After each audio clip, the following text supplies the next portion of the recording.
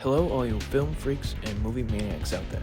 My name is Nolan Carr, and I'd like to welcome you to the go-to podcast for all things cinema. But before you can ask any questions, just sit back, relax, as I present to you a Straw Lane Studio Productions Critiquing with Carr. And welcome back, ladies and gentlemen, to another great edition of the show for Film Friday here on Critiquing with Carr. As always, if you've enjoyed episodes such as this one, do us a favor by subscribing on YouTube, following us on the audio platforms, clicking a thumbs up or like buttons so you can tell us you enjoy these episodes, turning on post notifications so you can stay up to date when episodes release on those platforms, as well as clicking at share out so you can continue to the podcast with your friends and family. Also, if you want other ways of staying up to date with the show, do us a favor by following us on Instagram at Critiquing with Carr. I say all that because on this week's great edition of the show, we were talking about a classic film, a classic Stanley Kubrick film, Dr. Strangelove, or How I Learned to Stop Worrying and Love the Bomb. And with that being said, let's begin. This movie was directed, co-produced, and co-written by Stanley Kubrick. It was also co-written by Terry Southern and Peter George. This movie was also based on the book Red Alert by Peter George. And the cast for this interesting film is as follows: Peter Sellers, George C. Scott, Sterling Hayden, Keenan Wynn, Slim Pickens, and Tracy Reed. The cinematography for this film was done by Gilbert Taylor. The film was edited by Anthony Harvey. The musical score for this movie was done by Laurie Johnson. The production company for this film was done by Hawk Films. This film was distributed by Columbia Pictures. It was released on January 29th of 1964. The runtime for this film was 94 minutes. The budget was $1.9 million US. And the box office grand total for this film was $9.2 million US.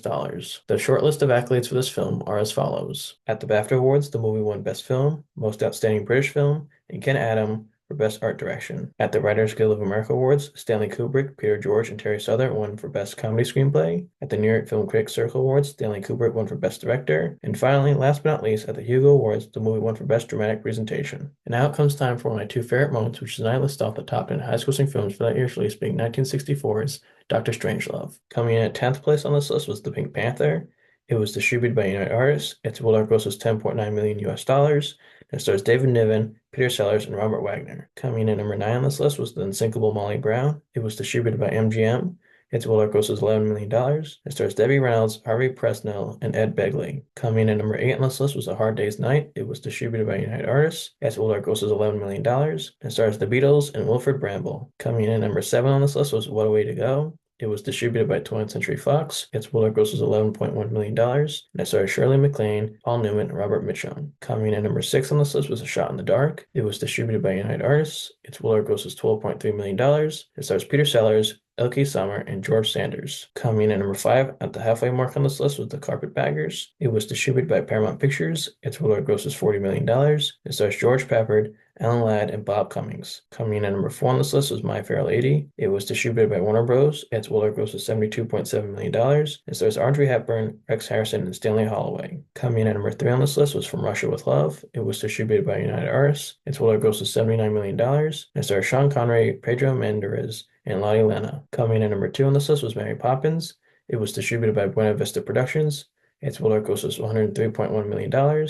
It stars Julie Andrews, Dick Van Dyke, and David Tomlinson. And finally, coming in at number 1 on this list for the highest-grossing films for 1964 was Goldfinger. It was distributed by United Artists. Its worldwide gross was $125 million. It stars Sean Connery, Honor Blackman, and Gert Frobe. And now for the moment you've all been waiting for, my review of 1964's Dr. Strangelove. Dr. Strangelove, or How I Learned to Stop Worrying and Loving the Bomb, directed by Stanley Kubrick, remains a seminal piece in the genre of political satire and black comedy. The film opens with an arresting aerial sequence of a B-52 bomber cruising over majestic clouds and mountainous landscapes.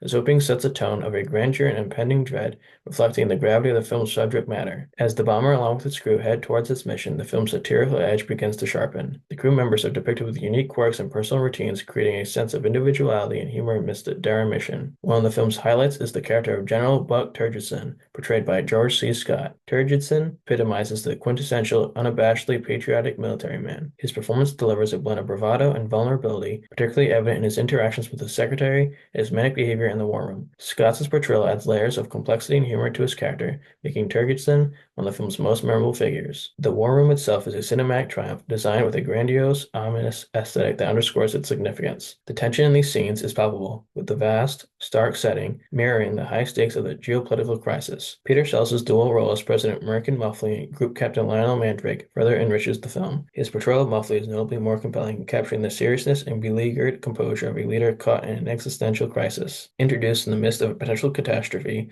Strangelove's eccentric appearance, including his distinctive German accent, curly hair, and a wheelchair, adds a layer of dark humor to the narrative. His character's struggle to suppress his involuntary salute, reminiscent of Hitler, is both comedic and unsettling, adding to the film's satirical bite. The character of Major Kong, portrayed by Slim Pickens, provides a unique blend of energy and absurdity.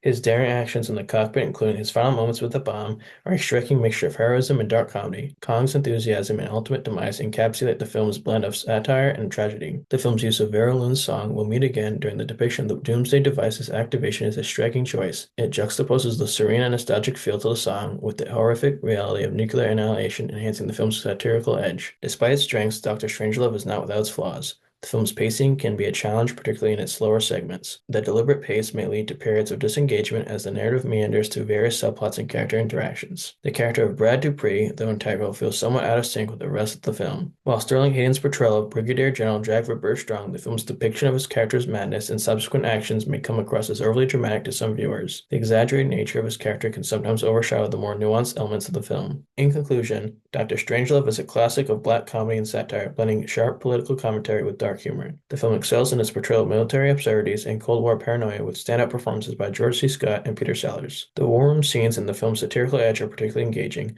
though the slow pacing and some character quirks may challenge viewer engagement. Overall, it's a film that merits a thoughtful viewing, especially for those interested in political satire and historical context. While its slower segments and certain character portrayals may not resonate with everyone, Dr. Strangelove remains a significant and thought-provoking film in Stanley Kubrick's esteemed au revoir. After finishing this marathon of a movie, I can confidently give this film a 7 out of 10 on the Diamond Dave scale. And with that being said, my film freaks and cinephiles, if you've enjoyed this week's edition of Favorite Film Friday here on Critique with Carr, do us a favor by subscribing on YouTube, following us on the audio platforms, clicking a thumbs up or like button so you can tell us you enjoy these episodes, turning on post notifications so you can stay up to date when episodes release, as well as clicking at share out so you can help continue to grow the podcast with all your friends and family. Also, if you want other ways of staying up to date with the show, do us a favor by following us on Instagram at Critiquing with Carr. And with that being said, my film freaks and cinephiles, take care, and until next time, happy viewing.